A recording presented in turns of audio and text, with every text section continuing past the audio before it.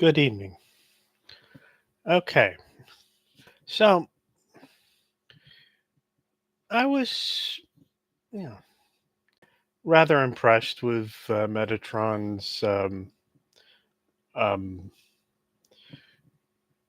analysis of the political divide on, was Hitler right wing or was Hitler left wing? But it brings to mind a sort of a um, it brings to mind an idea that I've been working from for a long time. And it's essentially this: rather than say that, it's sort of like the old saying about families, you know, every good family is the same. Well, let's leave that aside as an artifact of live broadcast. But I think let's look at what we have, for example, with the United States of America. Um, what was the point of the United States of America? What did we start out with? Was it all about taxes? No, it was about more than that. Is it about big government versus small government? No. In fact, the system that they came up with was a compromise between the need to have strong government, but also the need to have a moderated, constrained government. The dog, in other words, is put on a chain. It's still a ferocious guard dog, but its power is constrained by the leash, constrained by the chain. And why? Because let's be blunt. There's a point at which things begin to break down if you don't have some sort of system that can say to people, you know,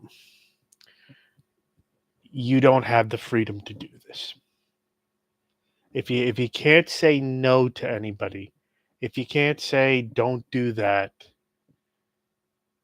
then well, things will eventually fall apart because there are things people don't need to be doing.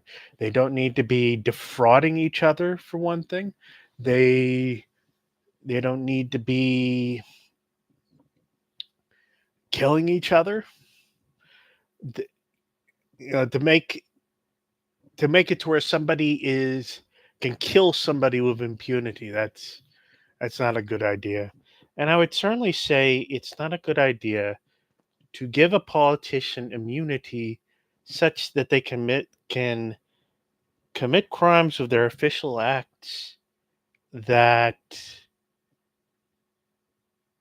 like a person accepting a bribe by definition is accepting money in order to differently decide an official act. That is the heart of bribery. That is the heart of what our Constitution here in America says you can impeach a president for this.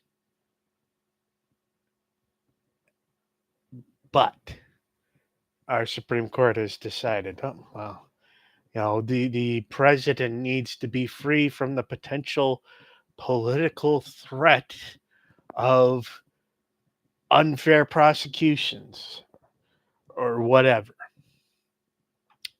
This is, this is, where the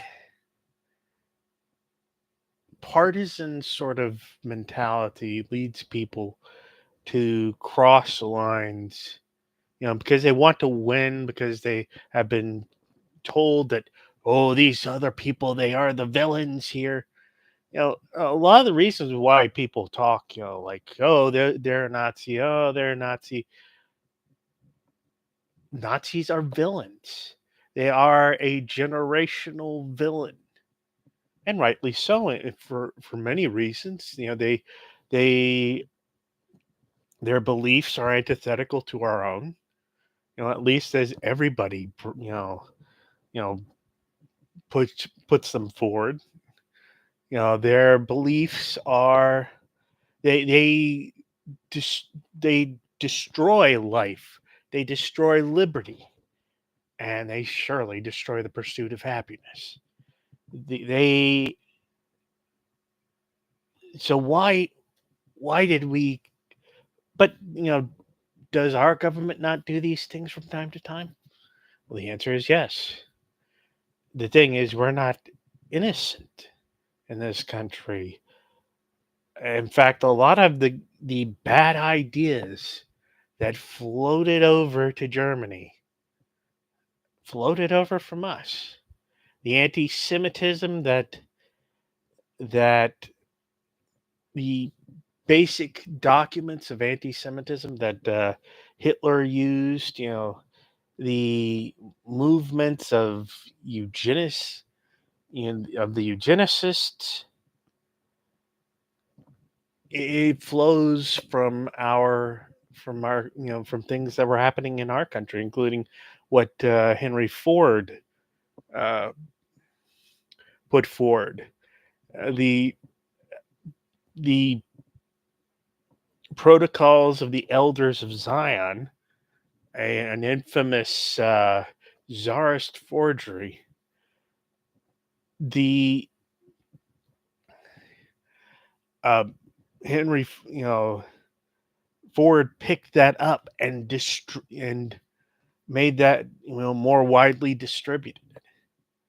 So it's not that we are somehow angels that can float above everything, and that there's one party that can float above everything. No, everybody's hands are dirty if you go back far enough in history. Everybody's done something comparable to what the Nazis did. So why is it that we, float above and judge? Well, I guess a big part of it is we gradually, as a society, made a decision to go towards greater tolerance, to fill out the ranks of those who were voting citizens, who were citizens, with first class rights. We gradually decided that that was going to be how we worked. I mean, part of it's mythology, but mythology sometimes the dirty past can produce noble ideas that lift us up, that lead us to do better, to be better than our predecessors were. And that's, part of, how we get to the point where, we, look at the Holocaust and we say, oh, that was horrific. That was, wrong, because it is horrific. It is wrong. And what's more, it's based on paranoid insanity on a basic level. It's not based on fact, it's based on a kind of morbid, malignant distrust that builds on itself to create an even worse sort of mentality, a willingness to accept things that in our more sane moments, in our in the better angels of our when we're calm, when we're kind of thinking, when we're talking with other people, when we're not just simply isolating ourselves in sort of ethnic sort of in an attempt to kind of preserve some sort of ethnic purity, we will realize something, that there is a common humanity to us all, and that most people don't really want to be playing the bad guys. Most people are not sociopaths. Most people are not evil.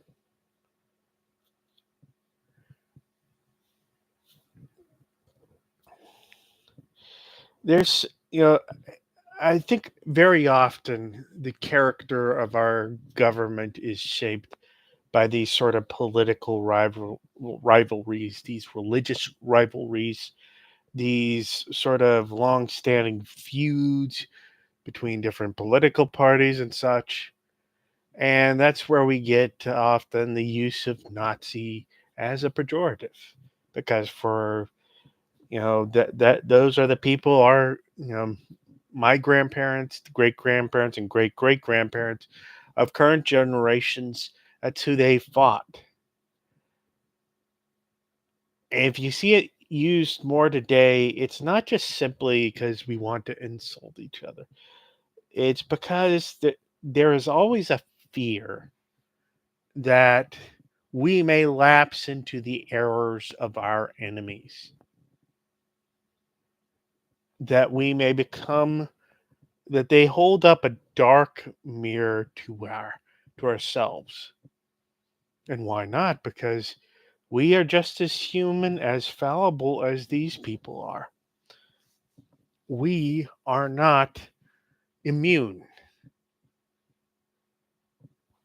And when we see a lot of anti-immigrant xenophobia, when we see this sort of um, buildup of just existential hate that's built on many iterations of people saying these people are killing people in our towns and cities. These people are are destroying lives. They're replacing us. They're you know the people.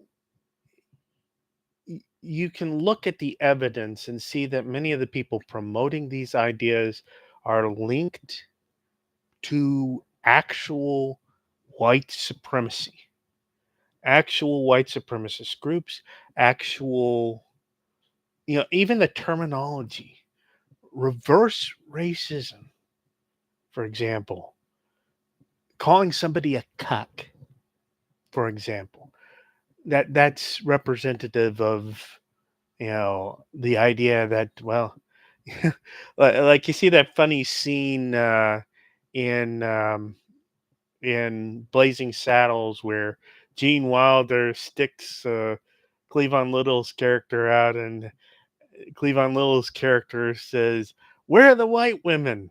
in order to get the KKK guys to, chase after them, and um, so they can steal their robes. But the joke of that is based on a common trope that, black men, if given the freedom, would despoil the flower of white womanhood. That is an actual trope. And I think it's important to recognize when these sorts of things are popping up, not to ignore it, not to simply do both sides on it, but to acknowledge that, that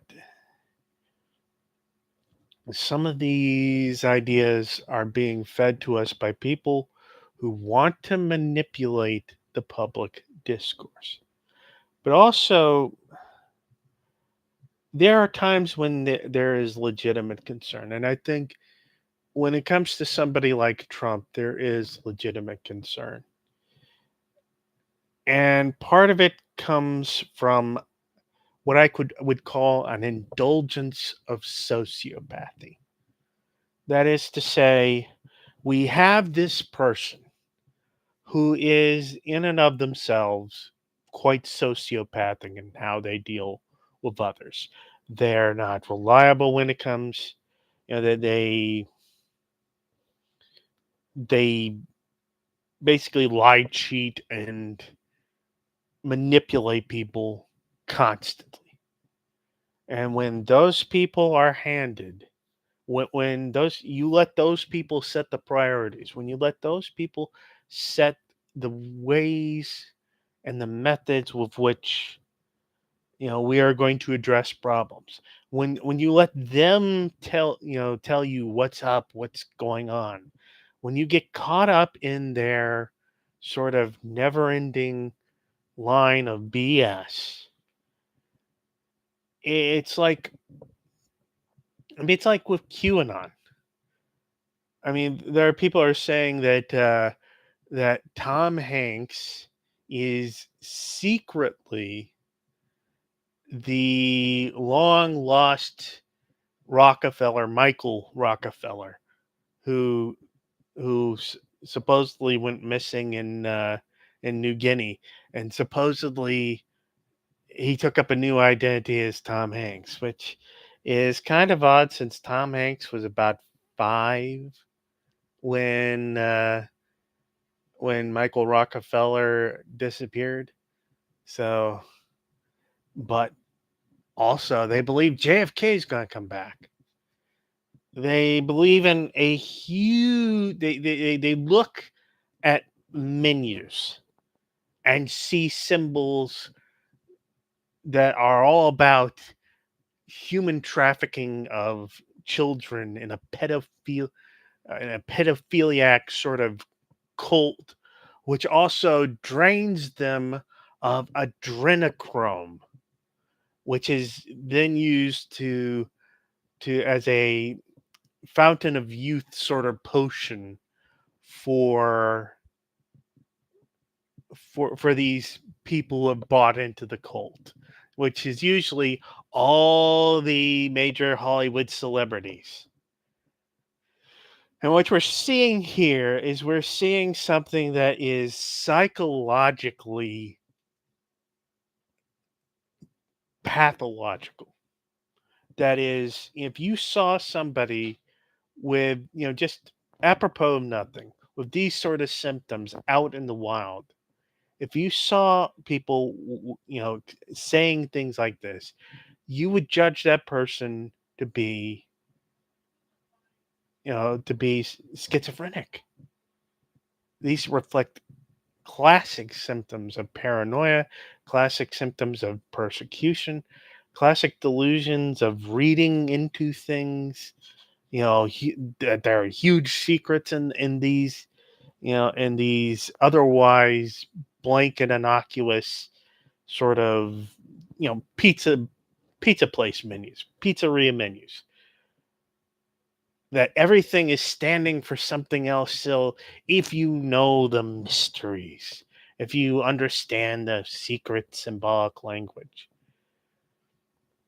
It's like the worst possible iteration of a Dan Brown plot, where it's gone way beyond, simply creating different sort of interpretations of the facts, and it's gone towards, we're just going to make up huge convoluted conspiracy theories to explain facts that lead to more obvious and more innocuous conclusions, to explain it in such a way where we can claim more horrifying, more terrifying, more, you know anger inducing, hate inducing sort of explanations. There are people who are basically either inadvertently or intentionally trying to lead a large part of the population into a state of acquired mental illness. And that's rough to say, but I think it's we can say that this is the truth. That when you have so many people believing what QAnon puts forward, which is psychotic in almost literally psychotic. When you have people proposing things like, let's have razor wire and floats in the Rio Grande so that when people try to cross, they drown. I mean, this is the pathway that we saw Germany go down, where we went from having a relatively stable sort of um, relatively democratic government, where there was some concept of moderation. We went from that to, we went from one of the most rational and liberal, in many senses of the word, society. We went from that to this hardcore sort of system of, well, what most of us would call evil. But what is it exactly that we're looking at? Well, it's what I was talking about earlier, this sort of an indulgence of sociopathy, an indulgence of the darkness of the, what happens when a huge segment of the population becomes fixed in such a state, when they begin to do things in order to empower people who have been lying to them in order to fill their heads with all kinds of violent, subversive threats. It's just saying, oh, well, look what these people are going to do to your communities, to our civilization, to the Western civilization. All these things, all these sorts of points of fear, fear, fear, all these sorts of conspiracy theories, creating alternate and more malignant explanations of otherwise normally explicable phenomena. I mean, this, they want people angry. They want people believing that if they don't vote for a certain set of people, if they don't empower a certain set of people, what's going to happen is all that they love is going to be destroyed. And, to a certain extent, you can say, oh, well, that's what the Democrats, half the time, what they're doing is simply quoting what people like Trump say, pointing out where this particular idea came from. They're not the the, this isn't a balanced affair here. This is a situation in which one particular party has gotten way off track on what the political point of the system in general was. We did not build the American system of government, the American experiment, based on the idea that the people would always be right. People, persons, individuals are not infallible. So people, why should people in the collective. Why should they be infallible? They're not. Part of the point of this system, elections, free speech, free markets, and so on and so forth, part of the point of this system is to allow us to change our minds, to do things that are in our best interest, and to be able to pull our leaders away from doing things that aren't. This is what makes America great. But some people look at that and they see, oh, they you know, people will be hornswoggled by the left, by the communists, by the deep state or whatever. There's so much nowadays that is built on a sort of a paranoid wish to avoid all possible deception. That if we find the right people to listen to and just listen to them and only them, we'll be, somehow saved from that. And the truth of the matter is no. And this is part of the reason why we need free speech. This is part of the reason why we need people to be able to challenge,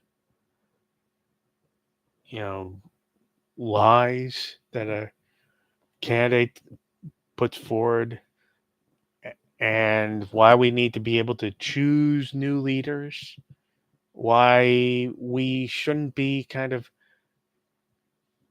forced to just have one leader forever. You know, I mean, could we have created a system where we just democratically elect a king and the king can do whatever they want? Well, the king would sooner or later use their power to make sure that this election was never made again. I'd say I'm good enough. I'm smart enough. I can do. I'm right. So now that you've chosen me, you've reached perfection. There's no need to go anywhere else. And of course, that's wrong. If we look at history, we know that that the number of good kings versus bad kings, you know, it's not that impressive a list. Even if we're talking about in the Bible itself, there are maybe a handful of well-respected figures like David, Solomon, um, I think Darius, maybe Nebuchadnezzar. But other than that, a lot of kings, a lot of royals and emperors of all types are presented as being horrible and corrupt. And if we look through history, we don't see much of a difference. And this is, when we look at the Declaration of Independence, we see that sort of, laying out of how a king abused his power, and that because they abused their power, that it was the right of the people to take that king and forswear allegiance to them and make the colonies independent. That is the central thesis of the Declaration of Independence. And it's centered on the idea that not, not just the king, but everybody has a right to life, liberty, and the pursuit of happiness. Now, of course, we weren't entirely we didn't start out with a republic where everybody had their rights, where all races had their rights. We started out with a republic where women could not vote and were subservient to the men, where a, a black man didn't have the rights of a white man. We started out with a system that was, in some ways, horrifically hypocritical. But that's human nature, I'm sad to say. Human nature is that we start out thinking that we're all good, that our needs and our everything we want and like is good, and then we find out that no, that we are fallible, that we have flaws, that we aren't necessarily fit to tell everybody what to do. We learn over time that we're not that we're not perfect. So, do we create a system that relies on perfect choices in order to advance our interests? No. We create a system that is correctable. We create a system that is kind of a strange loop. And that's a Douglas Hofstadter concept from his book, Godel Escherbach. The idea of a strange loop is it's an entangled hierarchy. That is, the bottom of the pyramid of power can reach up and change what's at the top. Now, that works to the extent that we don't become enamored of the idea that if we just hand everything to one person and let that one person decide everything, that we will that that will get rid of corruption. That will bypass corruption. Just find a good person, make that person all powerful, and then we're good. But no, even if you find a good person and hand them all that power, they will still make mistakes. And that good person, how many people do you know lately who have turned out to have terrible views, who have turned out to have done terrible things? How many people, how many famous people do you know that are without flaw, that are without a dark past? At a certain point, we need to hold up the mirror to ourselves and to all the people around us and realize that the people who are famous up there, the people who are powerful, the people who are rich, they're not some separate breed of humanity. They are us, and we are them. The corruption isn't simply out there or in Washington. The corruption is in us too. When we when they tell us, okay, if you deregulate, if you let these people do, pollute more in the environment, when you let people mistreat employees more in the workplace, when you let people take their money overseas, you know, you'll get a benefit for that. If you do a favor for them, they'll do a favor back for you. Well, the corruption that you lament out there, you helped put it there. You helped do that. Now that's a terrible accusation, and it's probably, if you take it to heart, you might feel bad. But take something else to heart: that the solution is within you as much as the problem is. That the key to re- removing the corruption is as much about choosing to remove the corruption in yourself as it is choosing to remove the corruption out there. You need to stand up for your interests, and you need to be able to stand up for your interests. And you need a leader who is accountable. Now, in the Constitution itself, it is said of the president that he shall take care to execute the laws faithfully. We have a system where the government's responsibilities and abilities are broken up. The Supreme Court interprets law, but it cannot enforce it. It cannot make it. The legislature can make law, but it cannot interpret, it cannot execute. And the executive, they can carry out the law, but they can't make it up,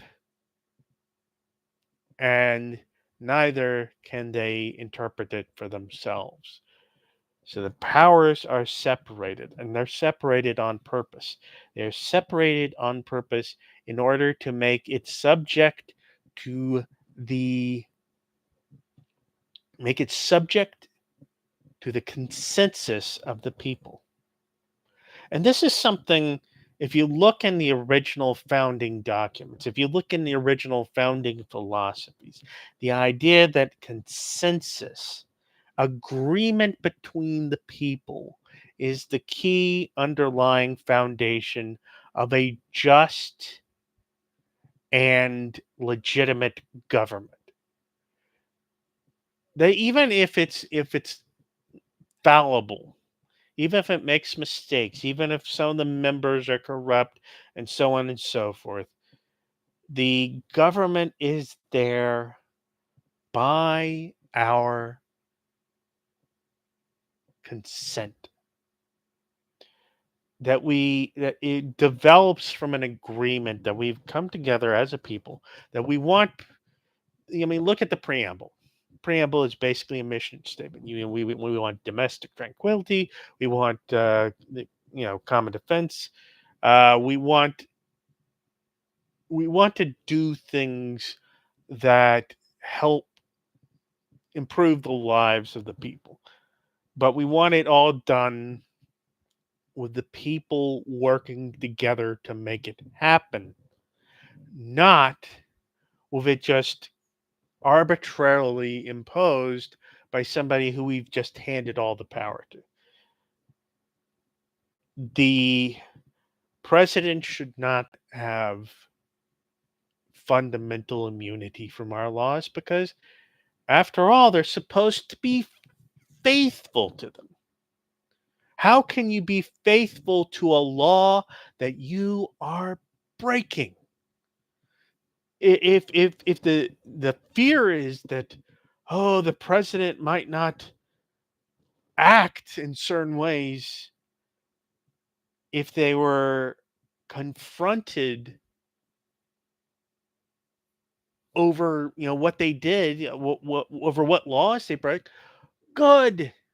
That's, I think, what they wanted. I think the president.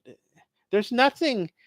Although the DOJ has held that the president, you cannot indict a sitting president. The Constitution itself is clear that once a president is out of office, they ought to be as subject to the law as anybody else. But also that whole thing about the president not being you know indictable as a sitting president. That's nowhere in the Constitution. That's an interpretation. The fundamental question is, it's not simply a matter of, do you trust your favorite president with power? Because this is a system designed where you won't always be the one who gets to determine the leader. There's going to be there are going to be different majorities from time to time, and because of that, from time to time, power will go into the hands of people who you are against, who are your political rivals. So the question is not, what kind of power do I want to give to Trump, the wonderful Trump. It's what kind of power do you want to give to Biden? What kind of power do you want to give to Kamala Harris? If you couldn't stand to give power to Kamala Harris, you should not be giving it to Donald Trump. And really, do you want Kamala Harris to be immune from the law for any official act she undertakes? I mean, if you believe that Joe Biden is guilty of having taken bribes, do you really want him to be immune from prosecution for his official acts?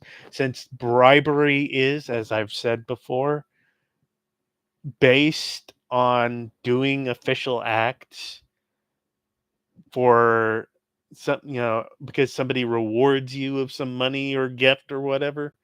Do you want that to be how it works?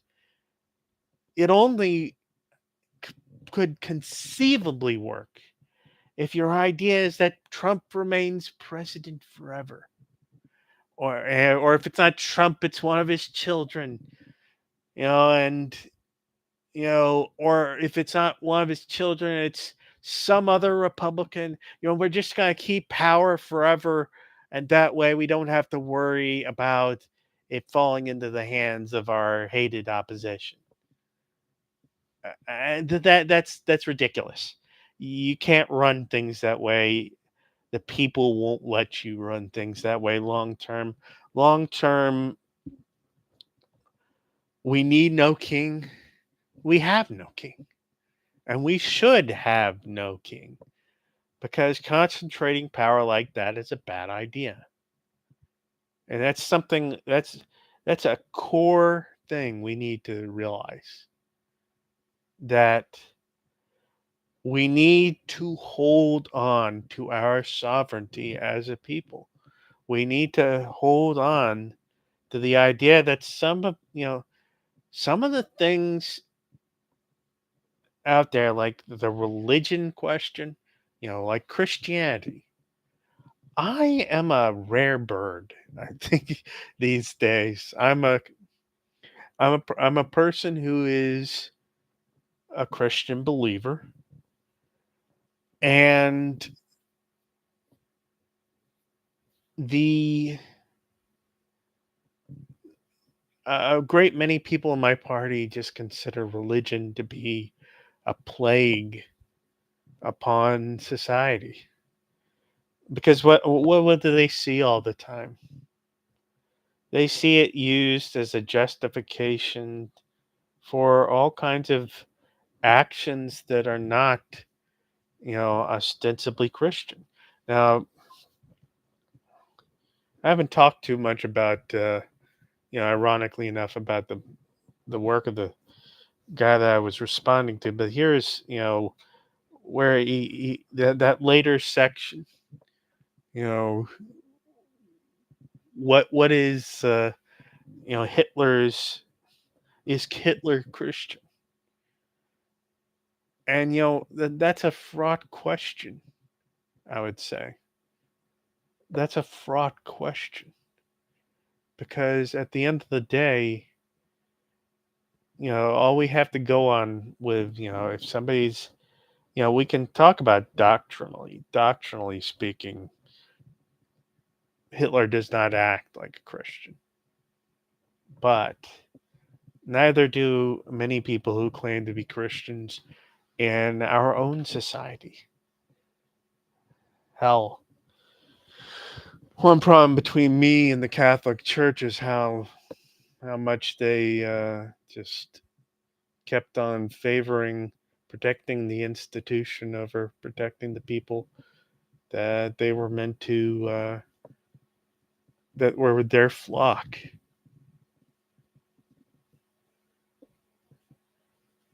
I think a lot of people have there. It's less that they've lost faith in the idea that there may be some greater power, some greater justice, some greater order to the universe. That and it's less that and more that they've lost faith in the people who proclaim themselves to be the intermediaries, especially since a lot of these people have taken up a lot of worldly views. And this wraps back around to the question of Hitler's Christianity, because at a basic level, he used the religious attitudes of the culture. I think this is important to note, the culture around Christianity. He used those to manipulate. You know, I talk about the sort of the indulgence of sociopathy. Well, when you have a religion indulging sociopathy, what you get is God gets used as justification for things. Uh, the Bible gets used as justifications for things like we for slavery, for example, in our own history. Um, Even today in right wing circles, there is a lot of even in right wing circles today. I mean,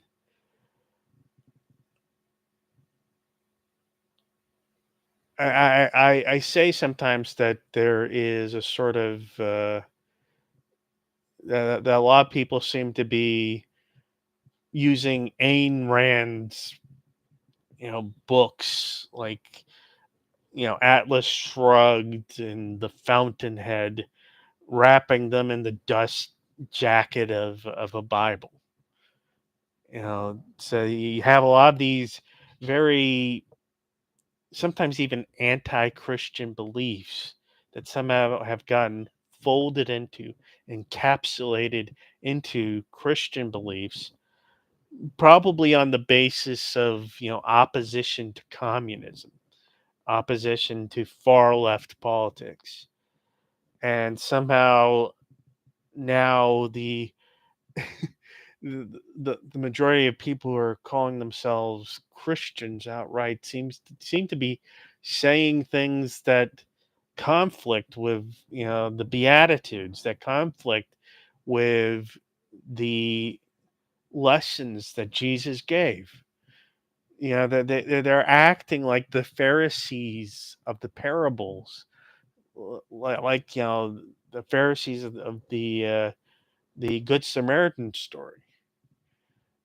You know, I mean, one of the things that convinced me to become a Christian was that all these things, all these, objections that I had to how so many televangelists and others like them, how they were behaving, I saw in the Gospels themselves that the Lord Himself, the early Christians themselves, were objecting to these as well.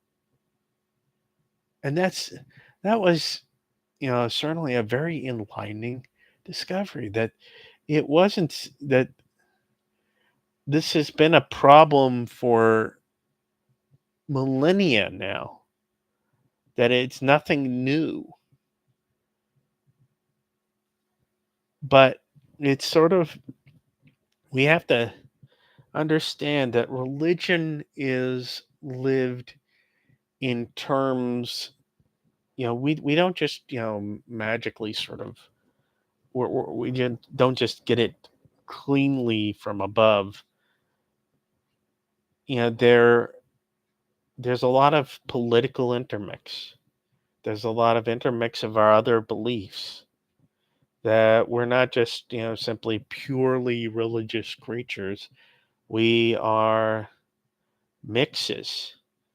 And some people, especially when they start to get the sense of infallibility in their opinion, infallibility in their views, they start mol- m- they start merging the infallibilities, merging you know, their orthodox beliefs to create one sort of master mess of an orthodox belief. And they're not necessarily kind of, you know, validating, verifying, going through and seeing, okay, does this match up with this? Does this is this consistent with this? Well, if you're taught things, if you're taught obedience above all other things, obedience to other people, it can you take on beliefs, you take on systems of beliefs, you take on these merged infallibilities, and you don't kind of break it all down and go, oh, I can't hold this belief and this belief together. I can't say, you know, feed the poor, show mercy to your prisoners, show mercy, you know, you know, forgive your debtors as you hope to be forgiven yourself for your debts. You know, how's that square with the doctrinal selfishness that is in Ayn Rand material?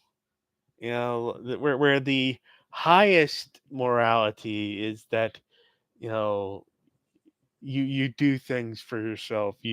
You act selfishly. You act for your own. It's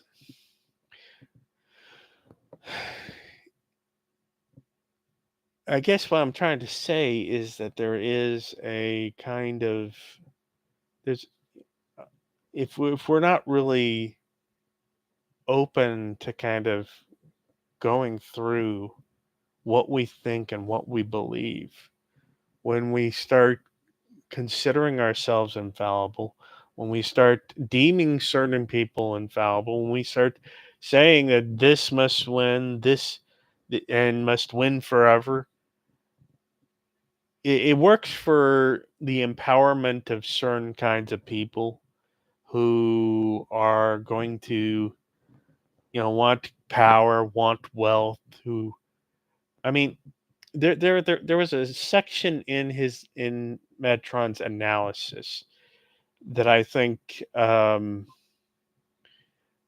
that section where he's kind of going, okay, this is what they believed about property, and this is what they believed about what, and he sort of reduces that to being, you know, socialism. But the question I would ask about that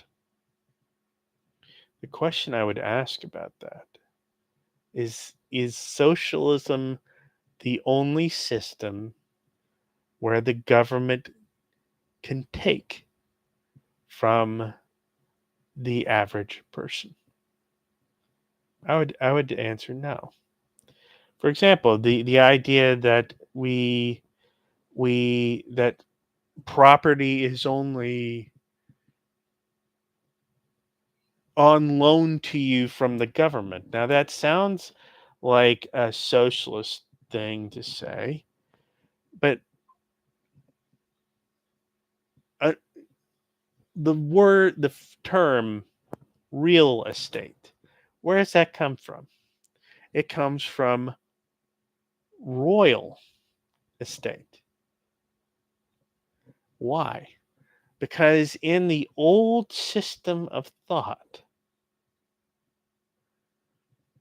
in fact, in the current system, all property in the United Kingdom belongs to the sovereign, to the king or the queen, as it was until a couple of years ago, or a few years ago. You know, all property belongs to the crown, and the crown just basically says, okay, you can have this. You can have this under this sort of and whenever we need it, we'll take it back. There's a reason why the Constitution says that the government can't take things without due process. There's a reason it says that, and that is that you know this was something that the colonists had a problem with. So when it came time to bring out their Bill of Rights, they wanted it to be that in order to take something, the government had to compensate. That it couldn't just it had to pay a fair market value for it. That wasn't simply theirs to take. That in order to take your life, your liberty, your property, the government has to go through a process of due process, or it has to do eminent domain in the right way in order to take property that doesn't belong to it. So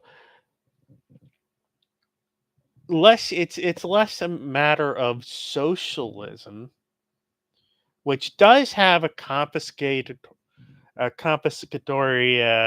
sort of situation going on where you nationalize stuff, but the idea is that you're nationalizing towards you know towards the people in general owning everything. So we come and we nationalize your palace, and we're just gonna break it up into apartments.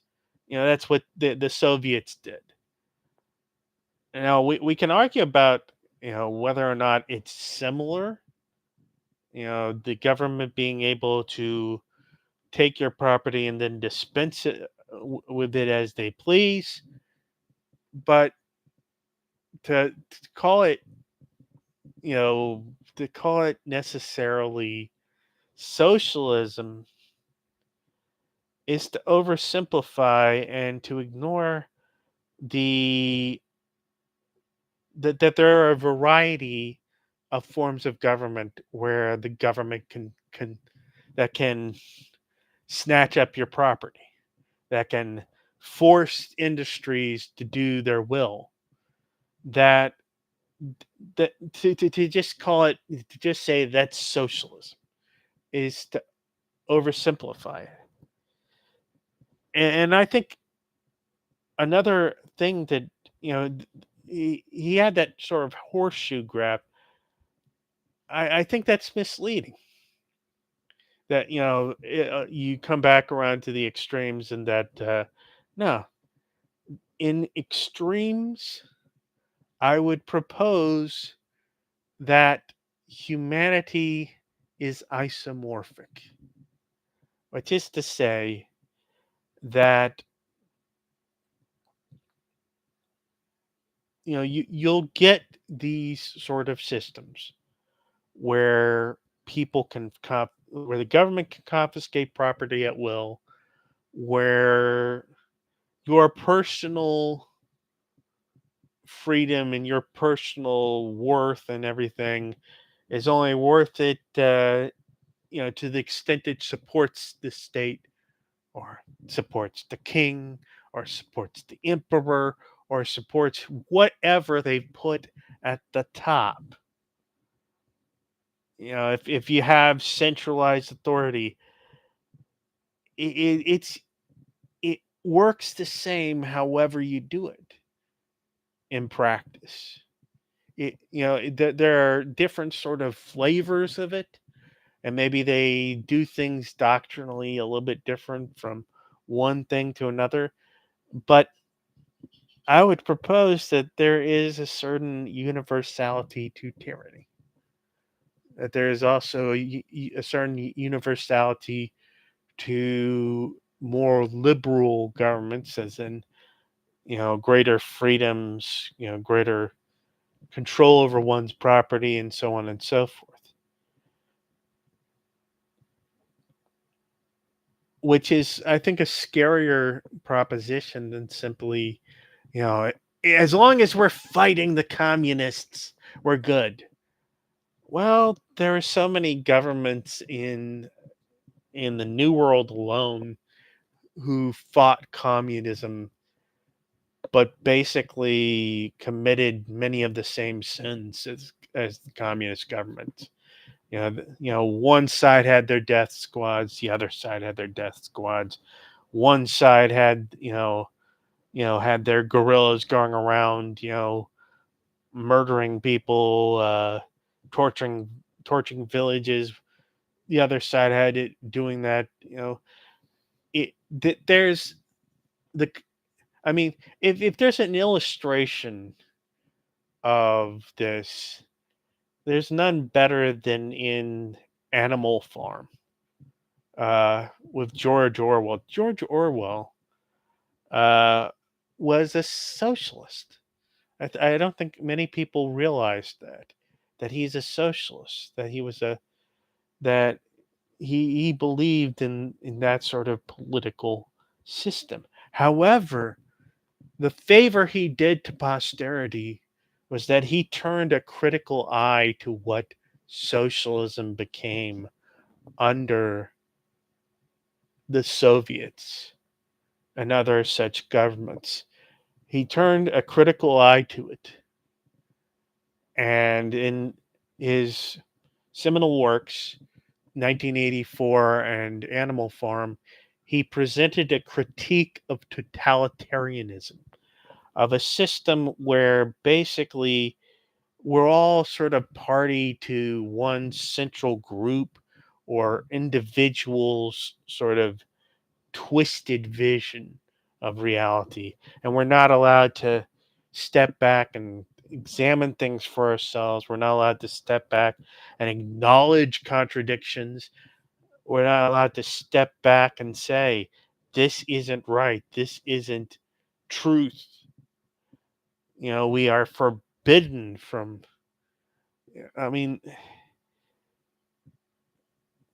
the point being, there's a scene in the last part of Animal Farm where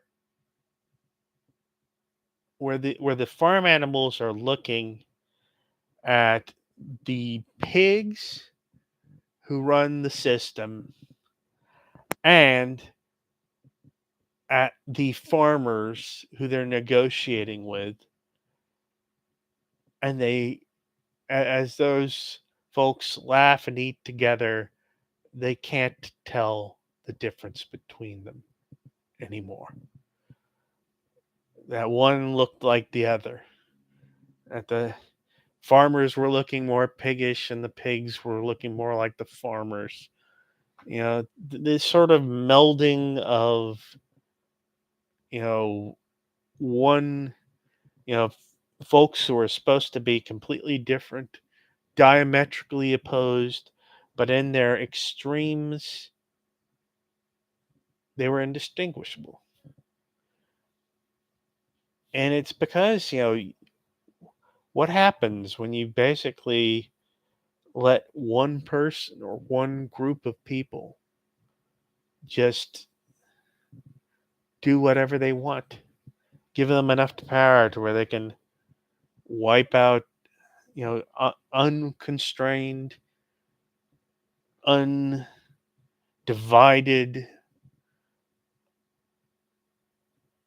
What happens when you give the sociopaths, give the people who are ruthless enough to, you know, gather power relentlessly? What happens when you grant them what they want? And the answer, we've seen it again and again. The answer is suffering. The answer is the destruction of life, liberty, and happiness. The answer is unrestrained war. The answer is diseases allowed to spread relentlessly, in fact, encouraged to spread relentlessly, because the leader in question doesn't want to have to fool around with their own potentially fallible, potentially politically problematic policy. They just want it all to go away and everything to get back to normal business. It's how 1 million people died in this country because the people who were running the system at the very top decided that they would rather jack around with the numbers.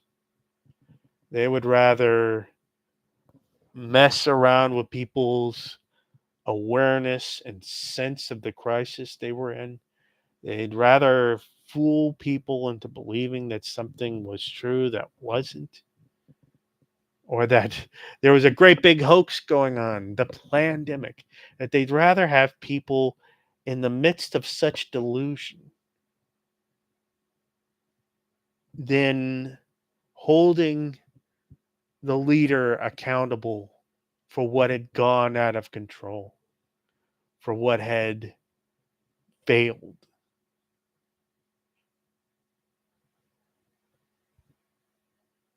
So, this indulgence of sociopathy, this indulgence of unaccountability, this indulgence of delusion, and this disruption of people's sense of truth and understanding, and other people going along with it so that they don't lose power themselves. Other people going along with it so that they can exploit it too. And the way I see it happening, the way I saw it happen with COVID, there was a deliberate effort to minimize the effects of COVID. As in to say it wasn't that big of a problem, to say it wasn't that something you needed to actually deal with, that you needed tough rules set to contain it, to deal with the problem. No, they took an approach that was more like, you know, we're going to play around with the numbers so that, and we're going to play around with people's sense of this so that they aren't angry at the president, whether they weren't focusing their rejection on him. And it wasn't even necessarily, I mean, to prove how this can just go out of control, I don't think it was ever the intent of Trump that people would begin to question vaccines. I think that's to a certain extent something that happened simply because he so damaged people's trust in the science that when the science said the vaccines work, that and when the independent science says that it worked and it was safe, they'd already lost so much trust and got so entangled with false and misleading sources that that they simply took up the BS. And ironically, it kind of reflects, this anti-vax thing sort of reflects what happened before. It sort of reflects what happened before, back in 1998 with Andrew Wakefield. Andrew Wakefield was not against measles vaccines per se. He posited that this MMR vaccine, he pushed the idea that it was responsible for autism because he wanted to sell a monovalent vaccine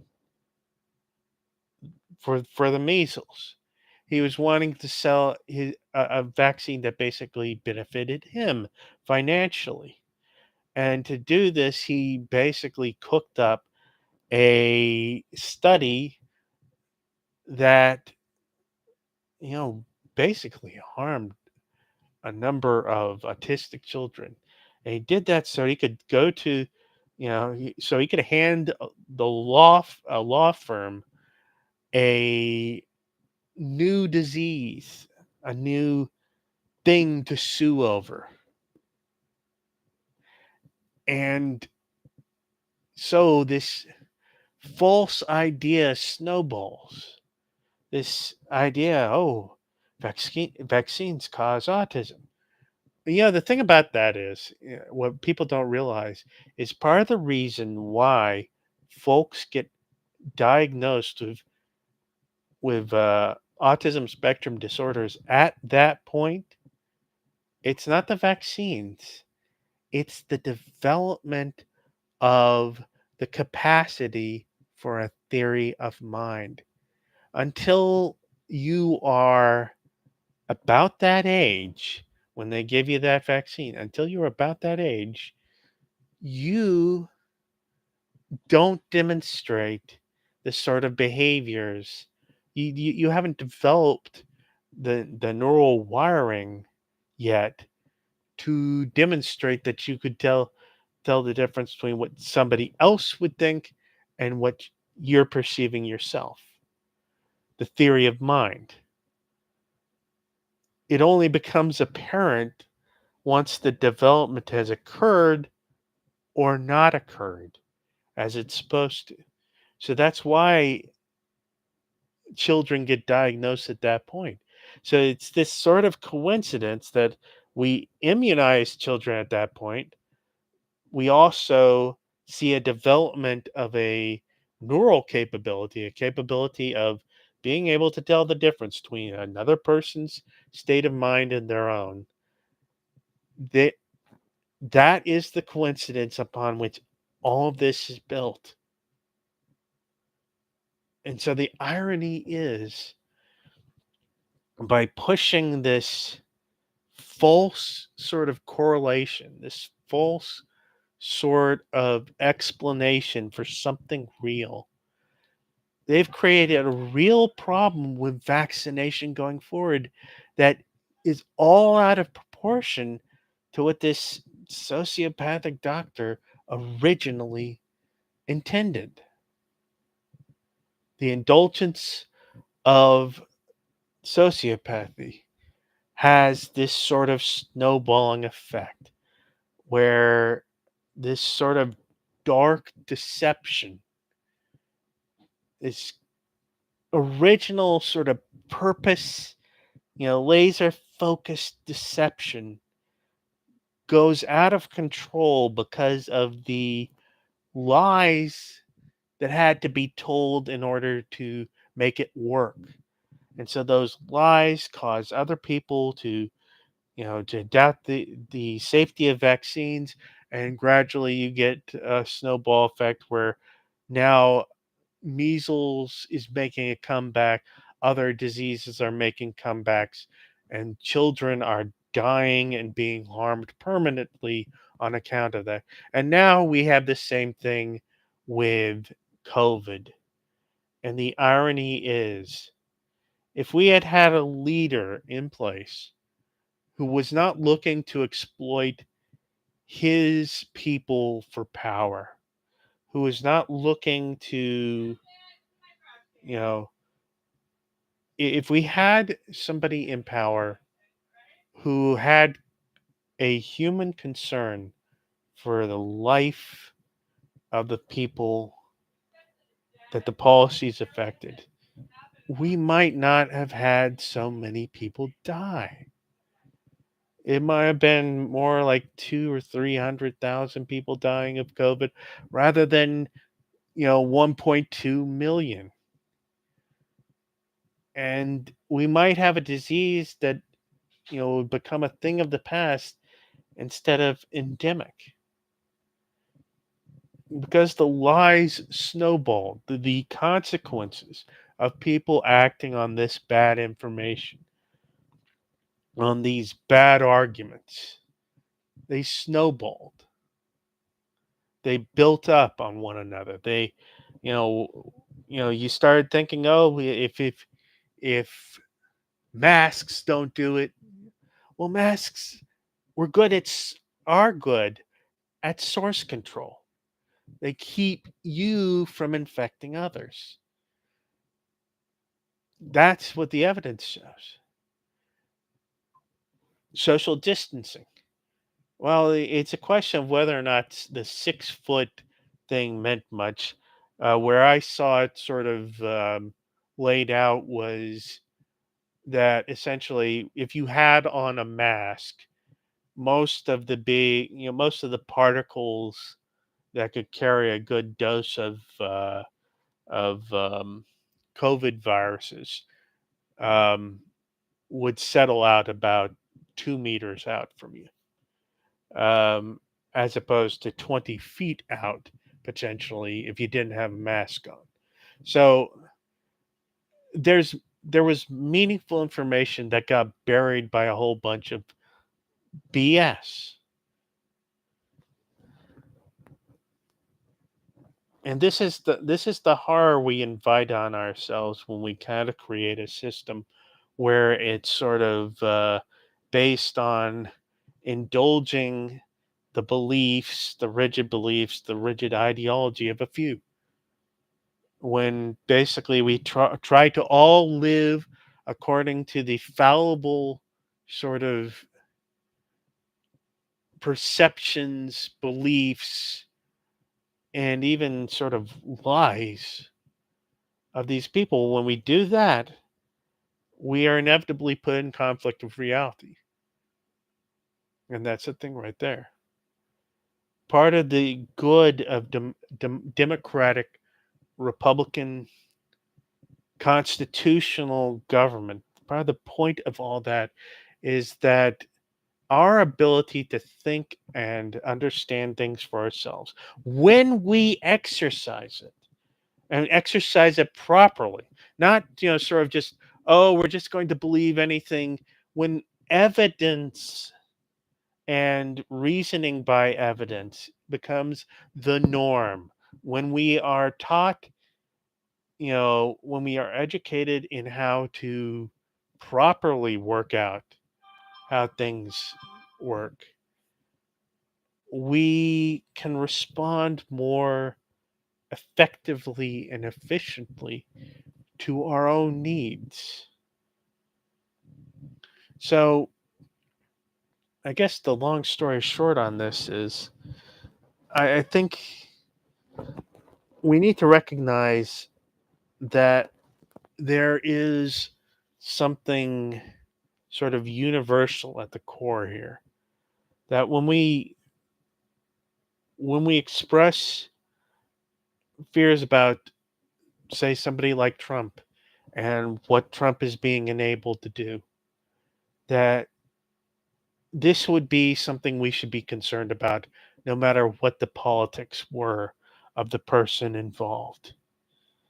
You know, it's not merely, okay, I'm going to, um,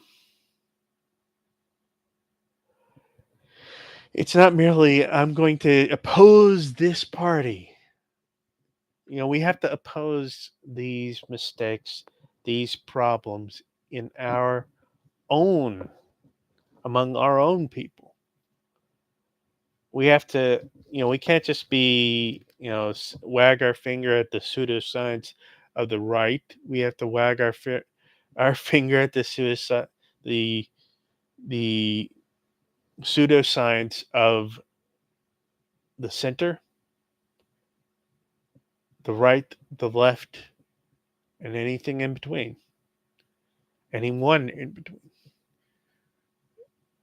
We have to realize that our system is not meant to be one where we just passively exist in it.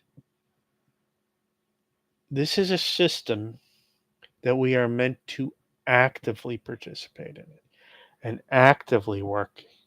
And we are meant to actively seek out consensus based on evidence, based on well calibrated learning. I mean, it's science is not, in science, there are universal truths. In science, there are ways of telling the difference between right and wrong for things to which science's ideas are applicable. Like, for example, epidemiology. There's a way to tell the difference between somebody who is COVID positive and COVID negative. It's not simply you get to have your own opinion. Well, yes, you do, but that you don't get to be right simply because you've put forward the most persuasive argument. No, there's got to be a check back towards evidence. And there's got to be a system that acknowledges that evidence. Because if we're suffering out here, we're suffering in part because we've got a system where people just don't simply listen, where people don't observe results and recognize where things have gone pathological. We got a system where people are going, this is right because this is in accordance with the doctrine and the ideology that I deem appropriate. Yeah, that's not what makes things right or wrong. What's up here needs to be checked by what's out there. We need to see as much as we reason. We need to reason as much as we see. We need to use all the capabilities that we are blessed with. And I guess that's going to be it. I know I rambled on, but this has been my response.